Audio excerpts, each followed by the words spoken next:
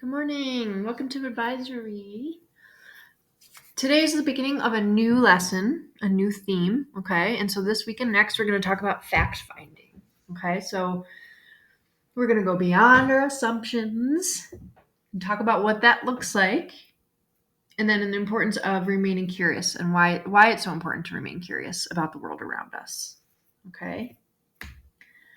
So this student here, Jessica, there's a story about her grandmother's house, right? So her grandmother's house was robbed, and the police said that they couldn't find any clues. They just kind of gave up pretty quickly to find out who it was, right? So they assumed that the robbers would never be caught. But then Jessica was like, that's not cool, right? I want to figure this out. So she examined the house herself. She found fingerprints and a trail of footprints, and then she eventually tracked the robbers to their house. So they lived in the neighborhood. They were so surprised by Jessica that they admitted that they were robbers. She wasn't satisfied with the response from the police. So what she did was she took things into her own hands. And then, but guided by her curiosity, she was able to find the robbers and bring them to justice. So that's just an example of somebody saying, I know there's more information here, and you're not finding it, so I'm going to take it upon myself to find these answers, okay? So if through this lesson about fact finding, we're going to identify our assumptions. We all make assumptions about people or things before we know more, right? Those are judgments. We're going to talk about how we ask questions to uncover those assumptions, and then we're going to use the 5 W's to get the facts. So those are the questions that we ask in order to understand more about something. Okay, so this is the objective of the fact-finding lessons. Okay, and what we're going to start with is our own identity, right? So our identity is like our all-encompassing system of memories, experiences, feelings, thoughts, values, okay? And our identity relates to our basic values, which then dictate the choices we make. Okay. So some of these things are things we were born with, or the way that the world we were, the cards we were given, right? So in my example here, this is what I'm going to ask you to do is to think a little bit more about your identity. Okay. And this is my just a little quick breakdown of some of the things that I value or the things that make me who I am. All right. Like, again, I said some of these things, were the cards that were given. So I'm a cisgender white female. That means that I identify with the gender that I was born with, right, as a female, and I'm white. I'm a middle child, so I'm the third out of four. I have a horrid Chicago accent that I really notice when I do these videos, and it's very cringeworthy. I apologize. Just can't help it. I'm a daughter, granddaughter, right? I'm a wife. I've been married to my husband for like almost 12 years now.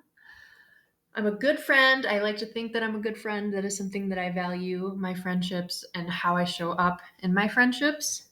I'm empathic, which is why I'm a school counselor. I feel like that is something that has always been a trait of mine. I've been able to see things from other people's perspective. And I'm a volleyball player. That is just a hobby that I've had in my life since I was in elementary school. So that's played a big role in my life throughout. Okay. So with this, the reason why I put this little web together is because I want you to do the same. Okay. So you're going to ask yourself the question, who am I? Okay. And write in your journal a response to these questions. Okay. So I want you to take some time to write these down. Who am I? In the way that I did, kind of like in that little graph, right? Or that little web. So you reflect on your own identities and the assumptions. So first you're going to make your little graph or your little picture, right? With your name and the things that identify you and make you who you are. So think of like 6 to 8 things, right? And put a little web together like I did in this previous slide. Okay. And then you're going to reflect on what assumptions do you think people might make about you. So here I am as a cisgendered white female, whatever volleyball player from Chicago. People might make assumptions based on my appearance, right? So these are the types of things I want you to start thinking about. what are the things that identify who you are, and what do you think some assumptions people might have? Okay. So what questions? So the way we break down our assumptions is by asking questions. Okay. So if you think about your identity, what people might assume about you, then what questions could someone ask you who holds those assumptions about yourself that would help them to better understand your values? Okay. So again, first you're going to make a little web. Who are you? You're going to ask yourself, who am I?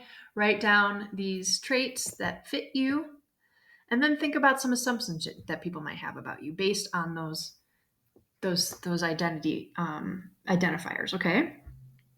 And then you're going to say, like, you're going to write down a couple questions that somebody might ask you in order to understand you better. Okay, so because I'm a middle child, someone might be like, oh, well, she must be the troublemaker. Well, that's probably a pretty good assumption. When I was younger, I was a troublemaker because I was in the middle and everyone else was, all this attention, and that would be an assumption that might be correct. But what kind of questions could they ask? Could somebody ask me to understand me fully, right?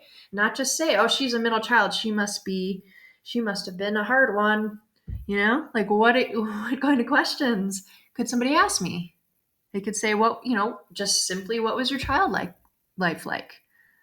Or what was your role in the order of when it comes to your siblings? What kind of role did you play? Okay, so that would help somebody further understand what it was like for me to be a middle child, okay? Because it's not the same all across the board. So these are just ways we stop ourselves from making assumptions about people. And just think about these questions, write them down if your teacher wants to discuss as a group or share their own story. If there's time allows it, please do that. And yeah, we'll dig more into this in the next 2 weeks.